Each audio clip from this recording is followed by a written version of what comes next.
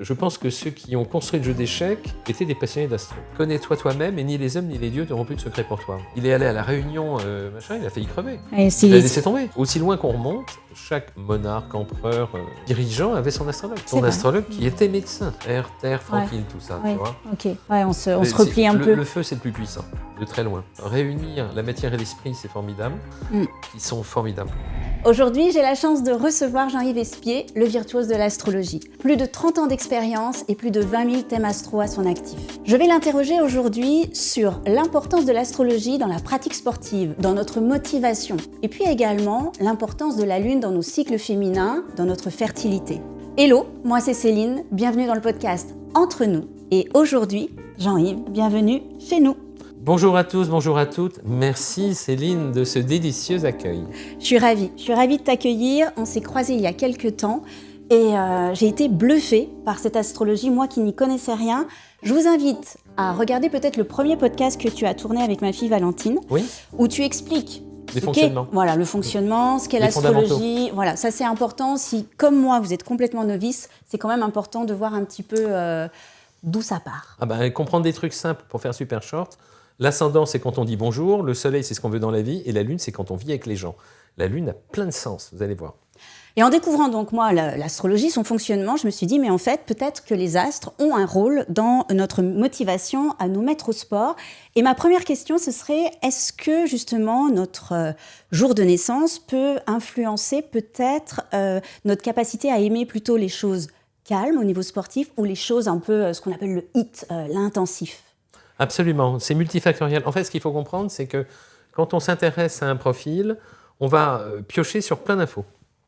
On va piocher sur tout le milieu éducatif, socioculturel, qui bien évidemment aura une incidence sur le choix des sports. On ne fera pas de la même façon, naturellement, du golf que du football. C'est comme ça. Enfin, je résume par un coup de serpe, mais c'est l'idée. Et il y a déjà ce mécanisme-là. Ensuite, il y a des profils qui sont plus ou moins compatibles sur les sports en équipe et d'autres qui sont beaucoup plus dans l'individuel. Ça intervient. Vous en avez d'autres qui vont avoir se servir du sport justement sur les mécaniques lunaires parce que ça va être un exutoire. Par exemple, lorsque je vois des lunes en signe de feu, des lunes bélier, des lunes ascendant, soleil, lune. Dès que j'ai du feu, il faut qu'on dépense l'énergie. Dès que vous avez des planètes, un ascendant, un soleil, une lune, quoi que ce soit en signe de feu, il y a de l'énergie à dépenser. Il faut que ça sorte. Sport intense. Sport intense, voilà, vif, rapide, etc. Tennis, tout ce qu'on veut. Donc ça vient, alors attends, que je comprenne bien. Les signes de feu, bélier, lion, sagittaire. Ok, qui en lune. Les trois. Ascendant, soleil, lune. D'accord, si on a ça... L'ascendant, ça va être plus au niveau relationnel et social. Soleil, ça va être une façon d'occuper son espace d'affirmation face à la vie. Et la lune, c'est le quotidien. La lune, c'est les humeurs, la lune, c'est les ressentis, la lune, c'est l'intelligence émotionnelle. Une lune en signe de feu, après, on peut rentrer dans le subtil, mais si on est tous un patchwork d'un tas d'éléments. Bien sûr, oui. Là, pour résumer, on fait un grand... Alors, les lunes en signe de feu sont plus toniques que les autres, c'est une constante. D'accord, ok. Si elles ne le sont pas, c'est qu'il y a un problème. Ok. Et ça serait quoi le problème ? Le problème, c'est une éducation au quotidien, un environnement socio-éducatif initial, des injonctions inconscientes très réductrices. Tu n'y arriveras pas, tu es trop petite, tu ne feras pas ci, on aurait refoulé notre vraie nature. Et on s'en retrouve sur des aspects entre la Lune et Saturne, par exemple. Saturne étant une planète inhibante. Lune-Saturne, c'est un blocage, donc on peut être en contre-système. La Lune, c'est passionnant à plus d'un titre. L'activité physique, on va en parler, mais aussi au niveau de l'oralité de la mère nourriture. Le ressort premier de la Lune... Je pense que ce n'est pas inintéressant d'amorcer ça comme approche. Il y a ce qu'on appelle l'âge des planètes. L'âge des planètes, ça commence quand on est tout petit, c'est la Lune, parce qu'on est en relation à la mer qui est la mère nourriture, qui doit apporter satiété affective et alimentaire.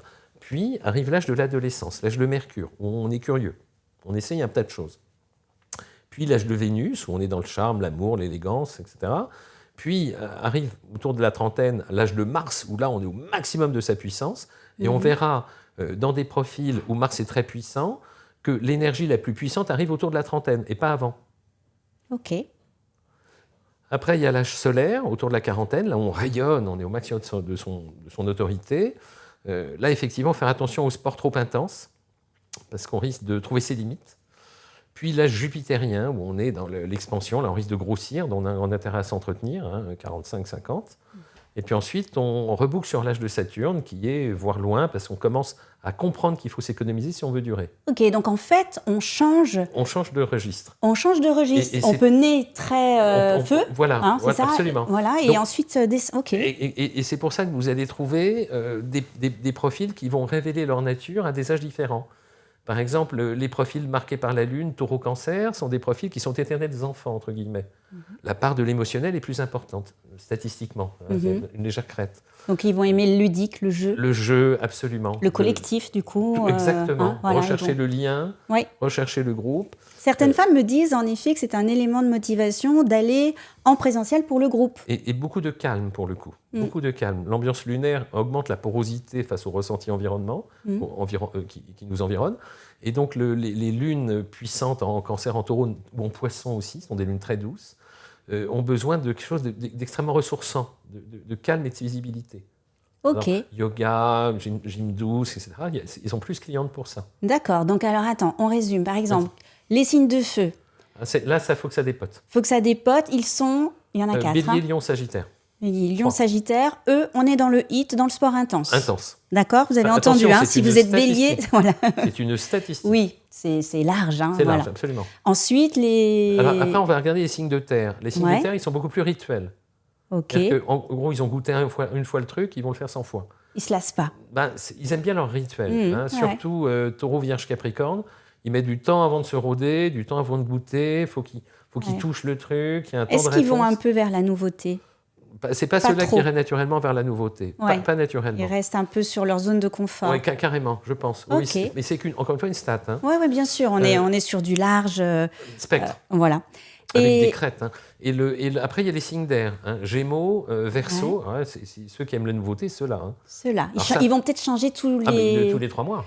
Non, j'exagère, mais c'est l'idée, c'est qu'il y a une sorte de recherche de renouvellement permanent. Alors, certains diraient qu'ils sont en permanence insatisfaction, mais on peut aussi le voir sous un angle différent, qui est renouvellement augmente le champ des connaissances et de la richesse de ce qu'on a expérimenté. Ah, c'est chouette. C'est chouette et rassurant parce que beaucoup de mamans, moi quand j'étais maman par exemple, je me disais il ne faut pas que les filles elles changent tout le temps d'activité parce que finalement elles ne seront pas jusqu'au boutiste, elles manquent trop de volonté. Mais peut-être pas, c'est juste peut-être de la curiosité à vouloir tout faire par rapport à leur Il y a l'âge, parce qu'on est dans l'âge de Mercure, les ados, c'est ça, Mercure, il y a un mécanisme de changement. Après, toi, tu as 2 filles qui ont des lunes en signe d'eau, tronc commun. Tu en as une qui a une lune en Scorpion, comme moi, hyper intuitive, et l'autre qui a une lune en Cancer, qui est hyper affectueuse et très accrochée à sa vie. Donc, vous iriez plutôt vers des sports calmes. Calme, oui. Terre et eau, c'est du calme. Tu fais du spa ? Moi, je fais un tout petit peu de yoga. Ok. Un tout petit peu, une fois par semaine. C'est bien, c'est bien. Voilà. Pour un homme, il n'y a pas encore beaucoup d'hommes, donc c'est bien d'aller vers ces activités. Je suis une denrée rare dans l'équipe. Tu fais en présentiel, en ligne ? Oui, absolument. À la CBB à Boulogne, on est très bien. Tu vois. Et mais on est 3 pelés, tu vois.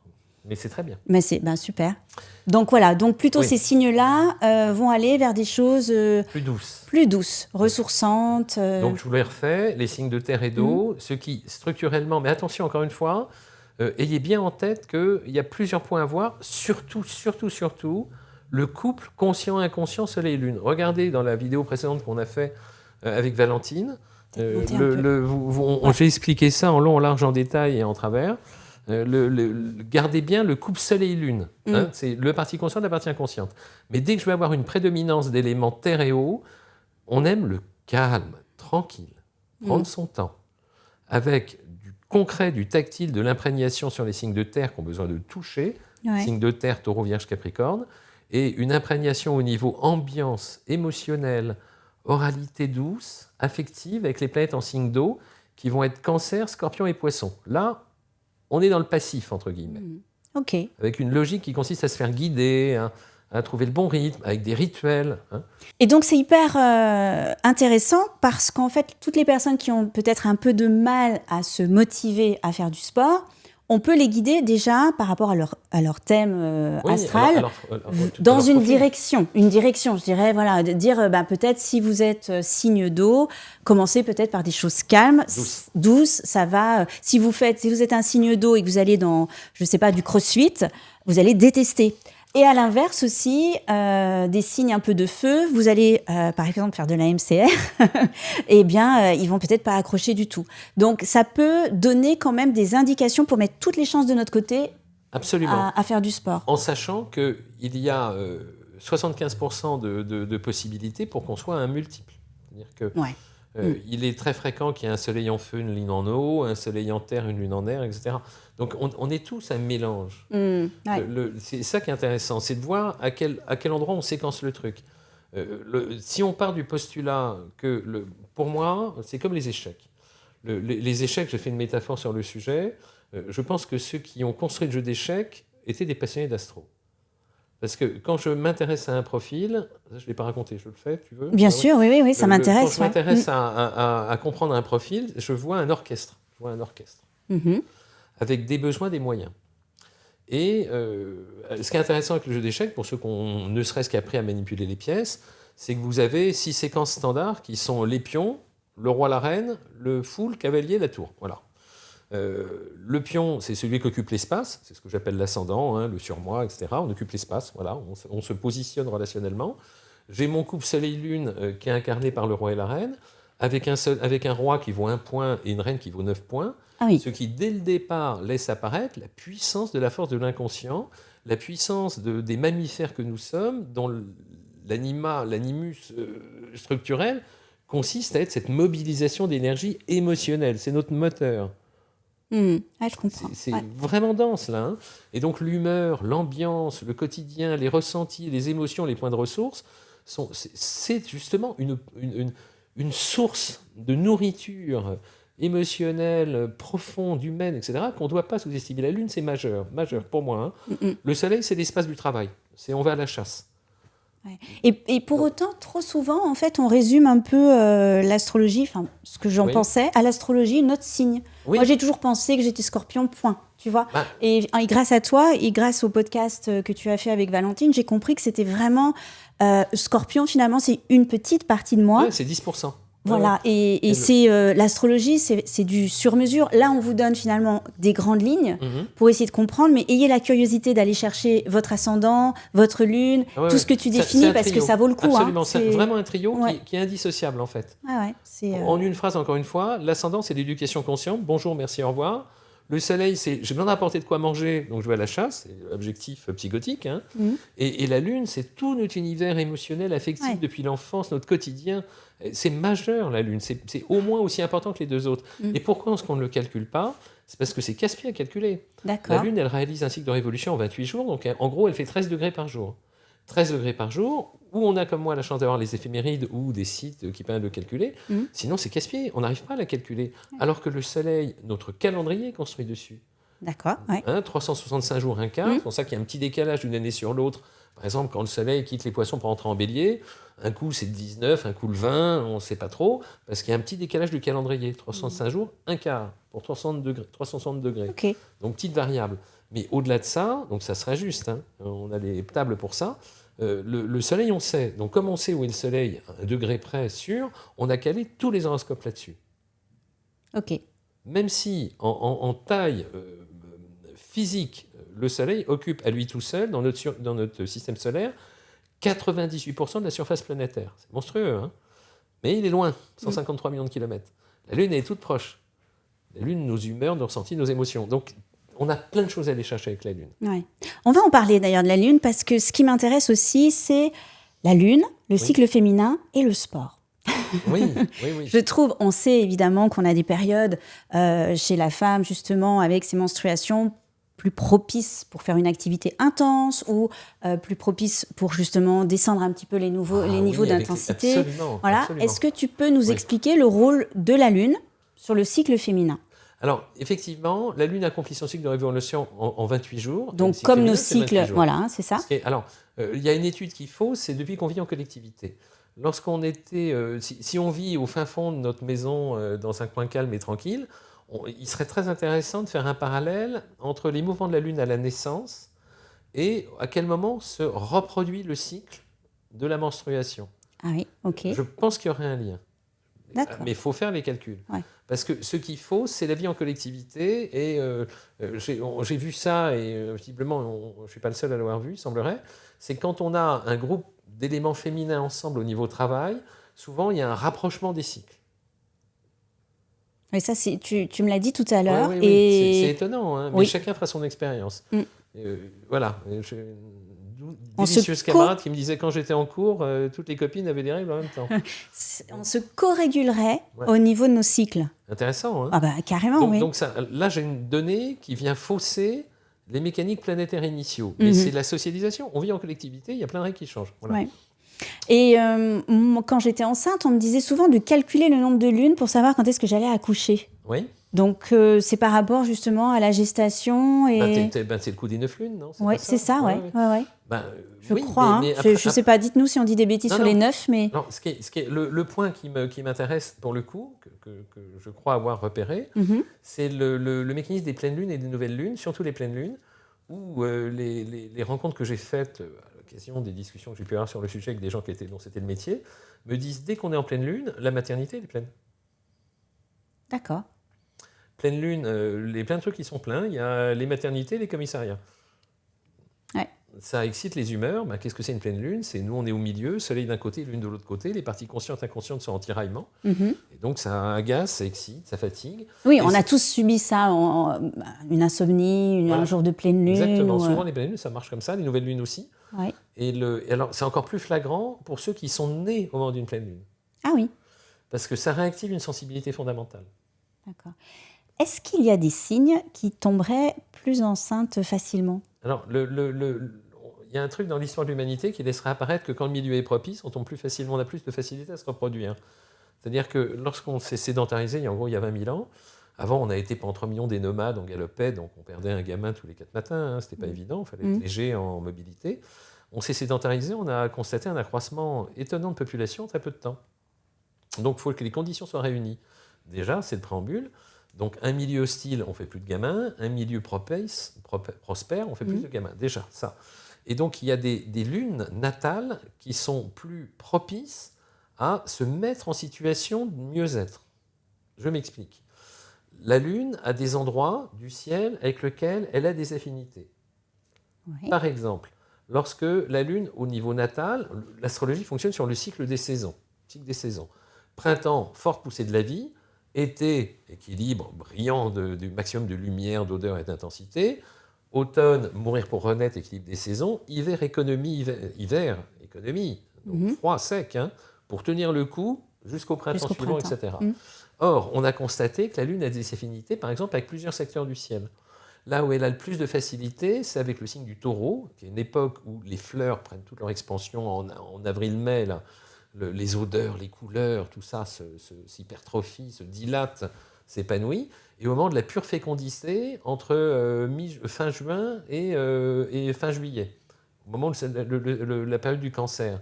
Et on sait statistiquement, sur des milliers de cas, que lorsqu'on a la chance d'être né avec une lune en taureau ou en cancer, j'ai coutume de dire, on les regarde, elles tombent enceintes. Ah oui.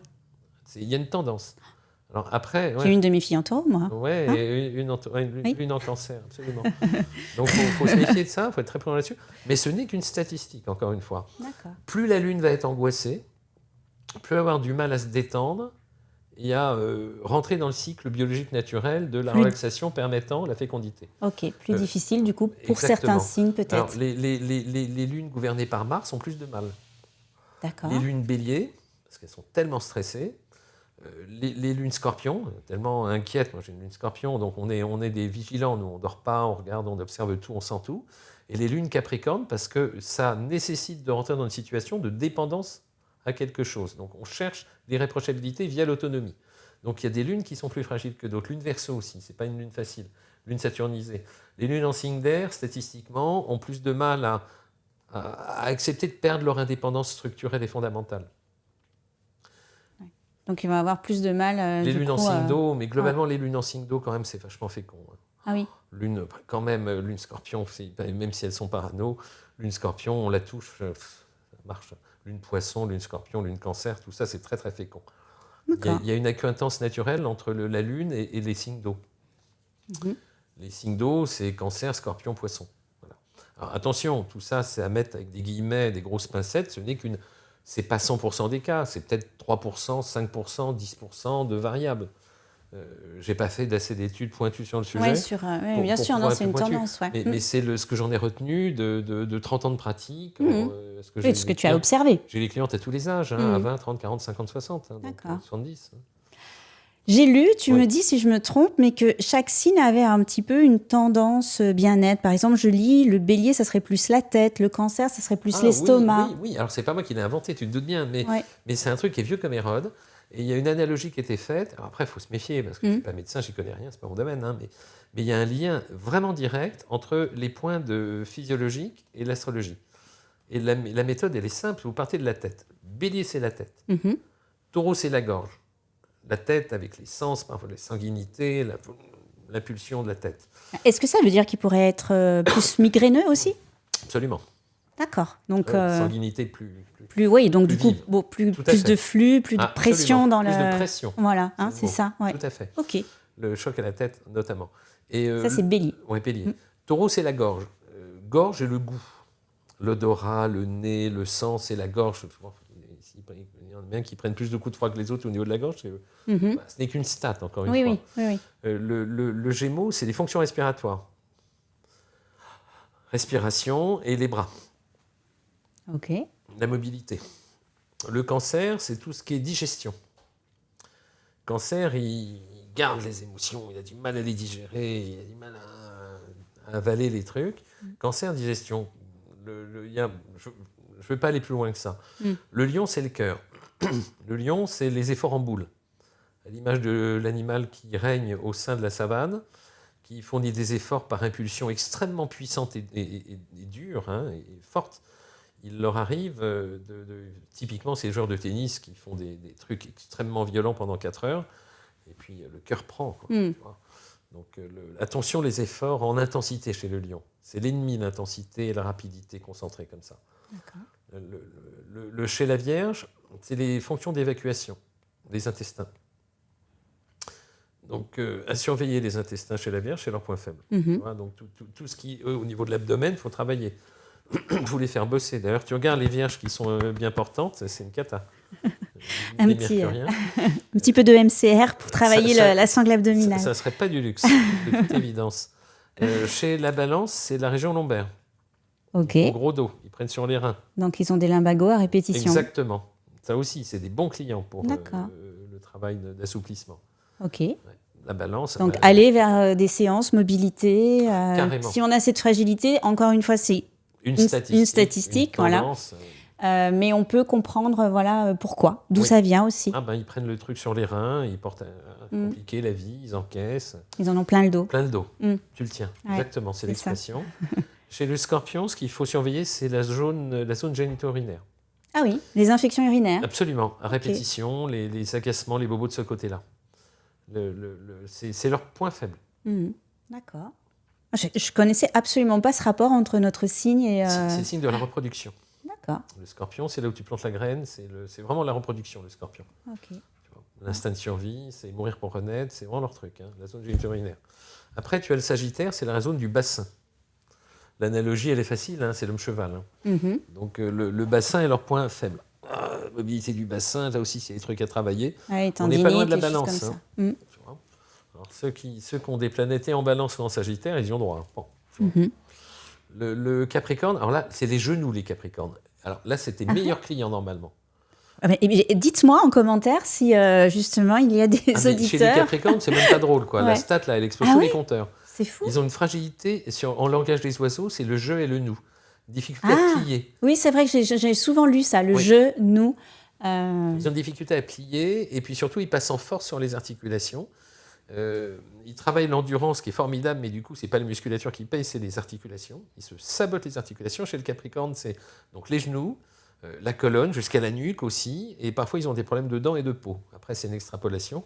Après, si on se réfère à ce que disait Alfred Adler, qui est un des fondamentaux de la psychologie, il disait l'interface entre un état psychique et un état physique.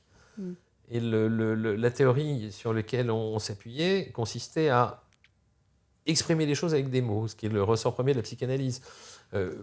exprimer les émotions à travers des mots est la méthode qui permet le mieux de dégager nos ressentis. Tu vois.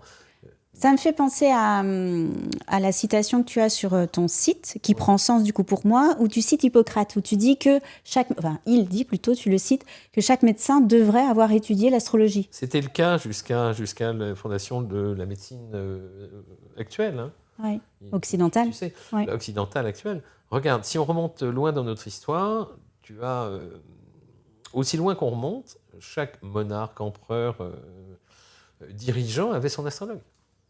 C'est Son vrai. astrologue qui était médecin. Maintenant, on a des coachs mentaux. Maintenant, il y a un tas de choses très différentes, mais le monde a évolué. Et puis, Ouais. c'est des choses gardées. Il ne faut jamais toucher à ça. Hein.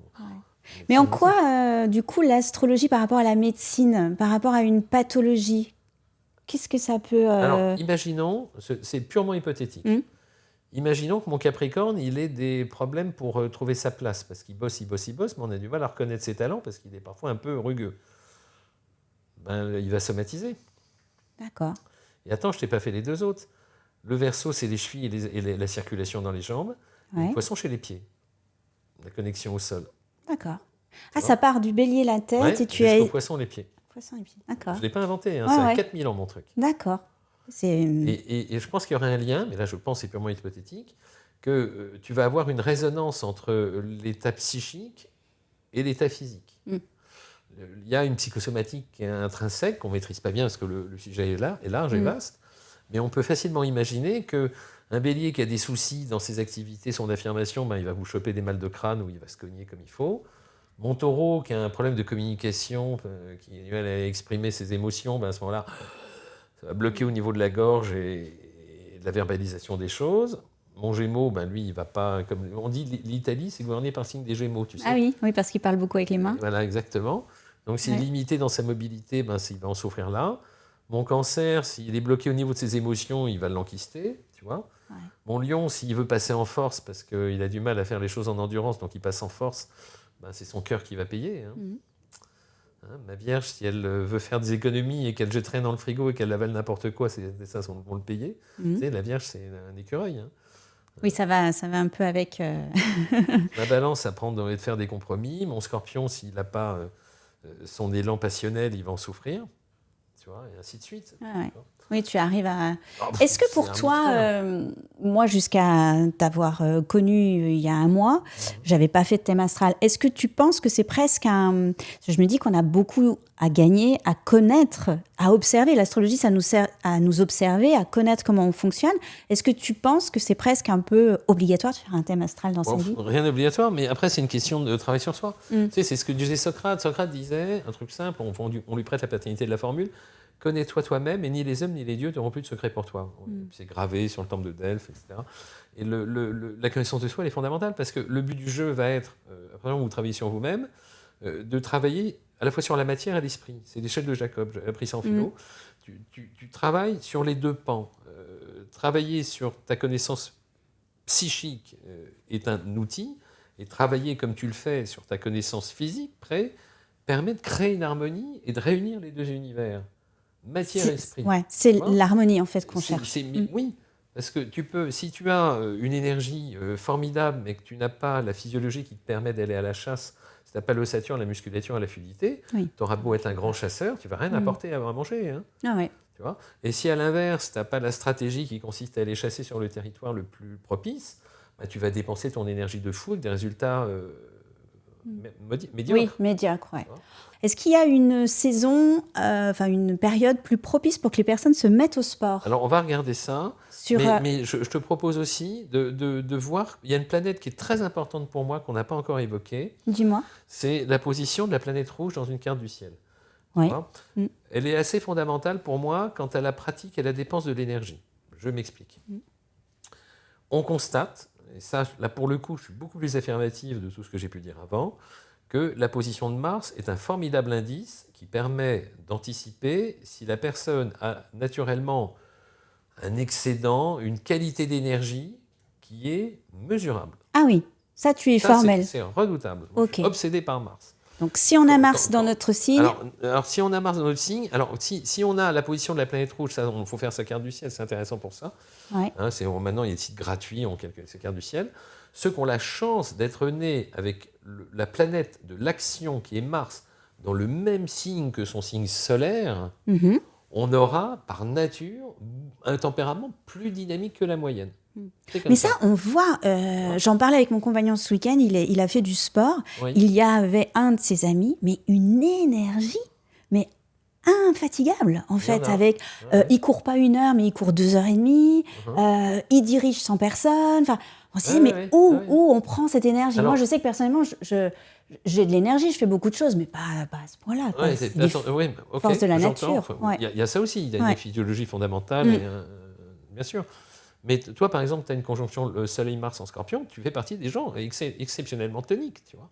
Oui, alors c'est vrai que j'épuise un peu parce que je travaille quand même beaucoup. Enfin, je suis pas très énergique, mais par contre, très endurante. Voilà, très endurante. Je peux faire des journées très longues de travail et de concentration. Alors, il y a ça, et puis il y a ceux qui ont la chance d'avoir dans leur carte du ciel natal des positions où la planète rouge, justement, est plus puissante parce qu'elle a plus d'affinité que le secteur. Par exemple, ceux qui sont nés avec Mars en signe de feu ont plus de propension à se dépenser. Mars en bélier, c'est le roi du genre.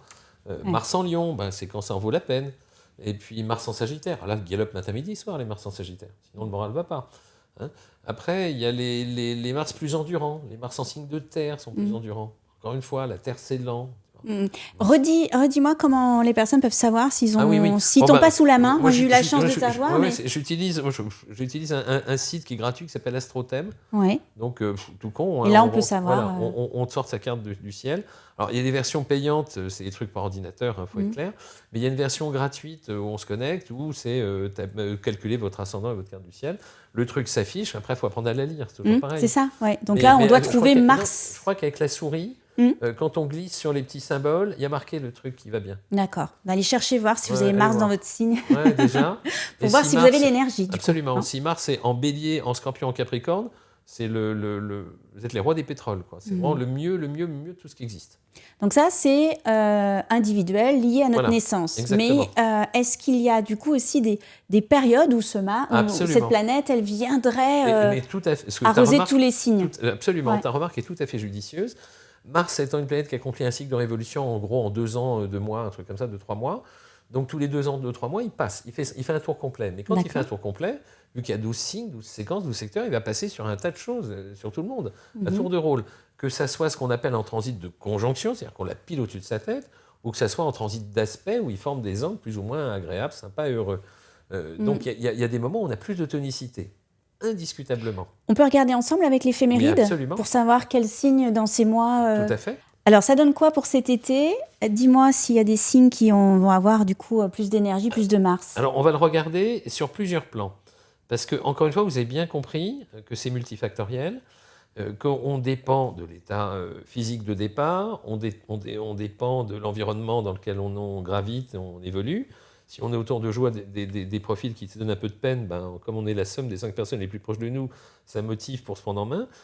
Ceci étant dit, on va regarder où est Mars. Par exemple, là, il est en taureau tout juin, et le 30 juin, c'est ça à peu près, oui. Non, le 29 juin. Jusqu'au 29 juin, Mars est en taureau. Donc c'est un Mars qui est lent à la détente, mais c'est un Mars qui permet de mobiliser les signes de terre et les signes d'eau. En le sens où il vous donne envie de démarrer lentement mais sûrement quelque chose. Ok. Pour les signes de terre et les signes d'eau, sauf le scorpion parce qu'il est en opposition, on va y venir. Pour tout ce qui est taureau, ça vous donne la pêche. Vierge, ça vous donne la pêche. Capricorne, ça vous donne la pêche. C'est pas mal pour les efforts d'endurance, là. C'est bien pour l'endurance. Bon pour les poissons, 60 degrés. Bon pour les cancers, 60 degrés. Donc Mars vous stimule tous les 5. En revanche, il risque d'être excessif en énergie quand il est en opposition pour mes scorpions. Donc faites gaffe à ne pas trop tirer sur la machine de mes scorpions. Pareil pour mes lions, pareil pour mes verseaux. Ça, je sais jusqu'à quand? Ça m'intéresse, comme je suis scorpion. Oui, je t'ai dit, jusqu'au 29 juin. Donc, on ne tire pas trop sur la machine, les scorpions. Tirez pas trop sur la machine, mes scorpions. D'accord. Voilà, exactement. Ça revient un peu pour nous l'été ou pas? ça va venir après, tu vois. Ouais, ça... donc ensuite, voilà pour ce dont je n'ai pas parlé, vous n'êtes pas concerné par Mars en tout cas. D'accord. Alors, encore une fois, c'est multifactoriel. Si on polarise sur Mars, qui est l'action, l'énergie. Ensuite, le 30 juin, il rentre en Gémeaux. En Gémeaux, c'est le Mars Giver, le débrouillard. Et il va y rester jusqu'au 29 juin, on va dire, hein, jusqu'au 11 août. D'accord. Ah oui, donc tout l'été quasiment en Gémeaux. Gémeaux. Ben oui, il fait son tour en 2 ans, 3 mois, tu vois, donc il est un peu lent là aussi. En Gémeaux, il est très rapide, très tonique, très vif, très dynamique, mais très 1000 expériences en une, quoi, très renouvellement. En revanche, il va me donner une belle énergie pour mes Gémeaux, hein, c'est la pêche mes Gémeaux, mais également pour mes Balances, c'est jamais trop pour mes Balances, il faut les secouer. Ouais. Très bon aussi pour mes Verseaux, hein, là aussi. Et puis pour les 2 signes à 60 degrés, pour mes Béliers, excellent, et pour mes Lions aussi. Très bon matière d'énergie pour vous 5. En revanche, dès que Mars va être en Gémeaux, il va agacer mes Vierges, carré, 80 degrés, demi-opposition, mes Poissons et mes Sagittaires. Donc mollo pour eux. Mollo pour eux. À partir du 11-12 août, là, il rentre en Cancer. Cancer, c'est un signe d'eau, et il va y rester du 12 août jusqu'au 28 septembre. 12 août, 28 septembre, Mars change de secteur, quitte les Gémeaux, rentre en Cancer. Et quand il est en Cancer, il apporte une très belle énergie à mes signes d'eau. Mes Cancers, mes Scorpions, mes Poissons, mes Taureaux, mes 2 signes de terre à 60 degrés et mes Vierges. Donc en plus, il va jusqu'à fin septembre, on va faire une belle rentrée. Ça, il y a de fortes chances. Ouais. Donc excellent pour vous au niveau de l'énergie. Mars étant le séquençage de l'énergie. Ouais. Tu as dit tout à l'heure, mes Gémeaux, ils ont besoin justement d'énergie, ils ont tendance un peu à être mous. Est-ce qu'il y a des signes qui sont paresseux de nature? Les signes vénusiens. Ouais. C'est-à-dire que si on extrapole, hein, il y a les planètes, en fait, comment dire, attention, mou, oui, les signes, je vais me faire plein de copains à chaque fois que j'ai des questions comme ça. Les signes mous, pour moi, il y a Taureau, parce que plaisir, bouffer, prendre son temps. Va gueuler, je te préviens sur le casting. Les cancers, voilà, canapé, tranquille, voilà. Statistiquement, encore une fois, statistiquement. Oui. Hein. Tu vas avoir des commentaires. Là, virulent. Les balances, ni oui ni non, bien au contraire, voilà, tranquille. Ouais. Qu'est-ce qu'il y a d'autre? Mes Poissons, hein, on va plutôt imaginer les choses, c'est bien. Hein, plus rêveur. Plus rêveur, exactement. Et moins dans l'action. Exactement. Non, les plus courageux, c'est les Martiens, hein, rien à dire. Les plus courageux, c'est les Béliers. Même si c'est du court terme, du blitzkrieg, de la guerre éclair, ils sont très très puissants. Les plus passionnés, c'est les Scorpions, ça c'est increvable. Hein, vous pouvez, et les Capricornes sont les plus endurants. Oui, après, passionné aussi dans le sens où on peut trouver, parce que tu disais aussi en amour, le Scorpion est passionné, mais c'est de la passion pour tout finalement. On peut avoir des passions aussi, comme moi, c'était la danse par exemple. Oui, tout à fait. Alors toi, c'est une particularité parce que tu as le Soleil, principe de visée, et Mars, le principe d'énergie, qui se cumulent parce qu'ils sont au même endroit. Et on dit, les Mars Scorpions, ils mettent une passion concentrée dans toute action. Seulement, tout le monde n'a pas la chance d'avoir un Mars en Scorpion, tu vois, tu as une chance sur 12. Quoi. Oui. Donc c'est cool. Mars Scorpion, il n'a qu'un seul défaut. Ah, attention, c'est le moment de vérité. Il est capable de mettre une passion concentrée et d'une ténacité à en crever. Il se fera couper la main, mais il ne lâchera pas, donc c'est pas mal sur le papier. Hein. Mais ça a été, je pense, la danse classique pour moi. C'est ce côté un peu... L'instinct de survie est au maximum des taquets. J'ai coutume de dire, Mars en Scorpion, s'il y a eu 2 survivants lors du naufrage du Titanic, c'était 2 Mars en Scorpion. Ça résume l'idée. Son point faible, c'est d'apprendre à lâcher prise. Ouais. Les plus grosses erreurs que commit Mars en Scorpion dans la vie, c'est que les enjeux d'évolution ont varié, les enjeux ont évolué, les enjeux ont changé, et lui, il a du mal à lâcher. Ouais, je me reconnais bien. Le lâcher prise, c'est pas le... C'est pas la qualité du truc. Non. C'est pas le. Donc c'est comme si c'était une terre inconnue en fait surtout. Alors dans le lâcher prise, moi je fais beaucoup de respiration, donc je vais bien, je suis calme et tout ça, mais j'entends ce côté. On me dit souvent que je suis très rigoureuse et on lâche pas en fait dans cette rigueur. C'est les Mars en Scorpion carrément. Ouais, tout à fait. Et donc ce que je cherche à mesurer, en fait, là on fait un truc un peu vif, un peu rapide, hein, mais c'est tellement multifactoriel. Après. Vous avez des tempéraments. Là où c'est hyper efficace, pour moi, le fait de faire expirer l'énergie, c'est quand vous avez des apparences calmes et des volcans intérieurs. Par exemple, quand j'ai des soleils en Poisson, en Cancer, des soleils doux en Vierge, en Taureau, c'est doux tout ça, normalement, tu vois. Et que tu me mets en dessous une lune en feu, c'est un volcan. Tu vois. Mhm. Capricorne, lune en lion, Capricorne, lune bélier, tous ces trucs-là. Terre en apparence, feu en dessous. Ouais. Il faut leur faire évacuer leur énergie à C'est ceux-là. ça. Ouais, c'est ce que j'ai. Là, Ouais. faut vraiment que tu t'occupes de ceux-là en priorité. Ouais, Quoi. ouais. Hein? Et même, tu vois, moi, par expérience, alors je suis très théorie polyvagale sur le nerf vague, mais ça se recoupe un petit peu par rapport à ce que tu dis. Et parfois, en cours, j'ai eu des personnes, moi je démarre toujours avec un apaisement du système nerveux, une voix assez calme. Et ces personnes-là, je les reconnais dans ce que tu dis, c'est-à-dire qu'ils avaient un tel feu à l'intérieur, une apparence toujours très calme. Très calme, un corps qui bouge pas, très peu d'expression du visage, une bonne respiration.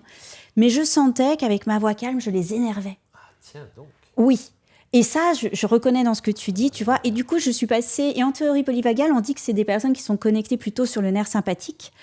Et donc, il faut les faire d'abord accélérer, d'abord évacuer pour revenir au calme. Oui, évacuer. Voilà. Et c'est hyper intéressant, je trouve, de se connaître aussi, de savoir pourquoi, justement, quand on s'allonge sur un tapis, d'un coup, on a un énervement. Beaucoup de personnes disent ça. Moi, j'aime pas le yoga. Certains disent, j'aime pas le yoga, ça m'énerve tout de suite, j'ai plein d'impatience.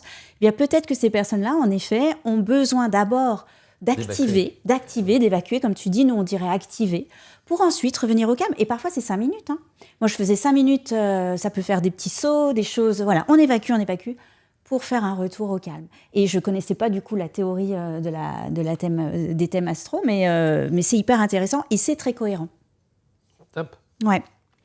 Donc tu as bien vu l'idée. Il y a plusieurs points. Là, ce qui m'intéresse, c'est la vitalité, soleil. Tu as des tempéraments qui ont plus de vitalité que les autres. C'est clair. C'est ballot de dire ça, mais un bélier, statistiquement, il a plus de vitalité qu'une balance. C'est bête, mais c'est comme ça. C'est parce que le bélier, c'est l'époque sur le cycle saisonnier sur lequel s'appuie l'astro, où la saison redémarre, où la vie redémarre. C'est le printemps, c'est une puissance là, tu vois. Oui, on voit la force d'ailleurs du printemps, voilà. La force du printemps, l'énergie dans la nature, elle est là, on a l'impression qu'elle prend toute la place. Les signes de feu ont plus de puissance, indiscutablement. D'accord. Alors que les signes qui sont nés en hiver... Air, terre, tranquille, tout ça, tu vois. Ok. Ouais, on se replie un peu. Le feu, c'est le plus puissant, de très loin. Tu peux jouer beaucoup sur les émotions avec les signes d'eau aussi, c'est intéressant pour ça. Dès que tu as les planètes en cancer, en poisson et en scorpion, là tu vas te les connecter d'un point de vue émotionnel. C'est des éponges les profils. Tu rentres dedans, ça rentre tout seul. Tu vois. D'accord. Tu te cales au diapason.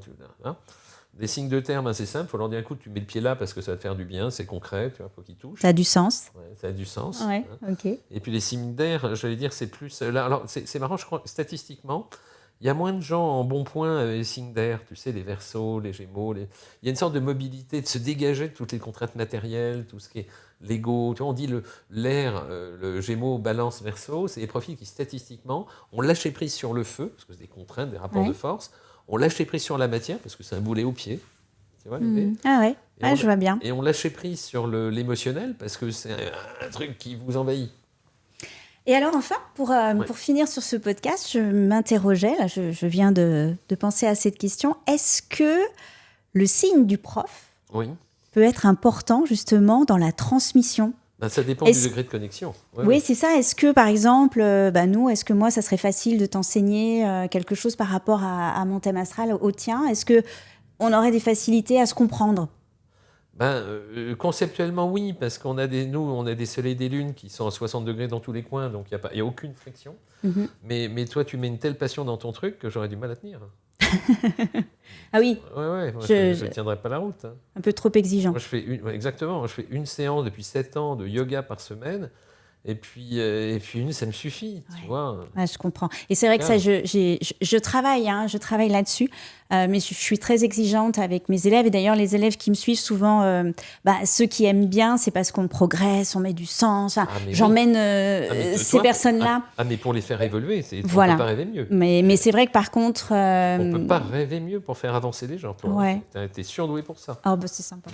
Mais c'est chouette. Après, moi, je suis un âne, je suis pas un cheval de course, tu vois. Oui, puis on fait pas le sport tous pour la même raison aussi. Comme tu dis, ça fait 7 ans peut-être que tu fais la même intensité de cours et ça te va bien, c'est ton entretien et c'est ok et ça te fait beaucoup de bien au niveau du corps. C'est vrai que moi j'ai une tendance à toujours avoir envie de faire un exercice un peu différent qui va faire progresser. Donc, mais j'adore, ça me passionne en fait, de me dire, bon, comment je vais pouvoir passer pour que ces personnes-là progressent, réussissent à sentir leur fessier. Souvent, moi, mes filles me disaient maman, arrête un peu, tu vas pas sauver le monde avec le ventre plat ou avec la fesse rebondie.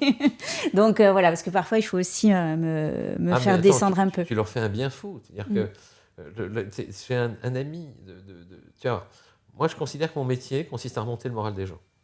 Oui, ouais. Je trouve que tu es très proche, et l'astrologie, très proche du développement personnel. Oui, il faut que je travaille, je ne suis pas bon pour ça, mais il faut travailler le sujet. Ça me fait penser à un ami dentiste qui me dit, moi, mon plaisir, c'est de redonner le sourire aux gens. Ah oui, oui. J'ai trouvé ça mignon, et tellement juste, en fait. Et tu fais partie de ce créneau où ce que tu fais est dans l'utile. Tu vois, et ce que tu fais dans l'utile, je pense que déjà, réunir la matière et l'esprit, c'est formidable. Les faire évoluer sur eux-mêmes, les faire travailler, les faire grandir, les faire des efforts, c'est des trucs qui sont bien, qui sont formidables, quoi. Ah ben c'est sympa. On va finir là-dessus, sur ces mots. Merci en tout cas d'avoir répondu donc à cette interview, parce que c'était pas un sujet facile, le sport et l'astrologie. Ah ben c'est pas mon terrain de prédilection. Ouais, donc, mais je pense qu'on gagne à comprendre d'où on part. Mais tu vois, je pense que vraiment, hein, retenez ça si... à la base, moi je regarde beaucoup où est Mars. Maintenant, j'ai eu des surprises. Hein. Mais tiens, j'ai le cas de figure d'un camarade qui s'est mis sur le tard à faire de la course à pied.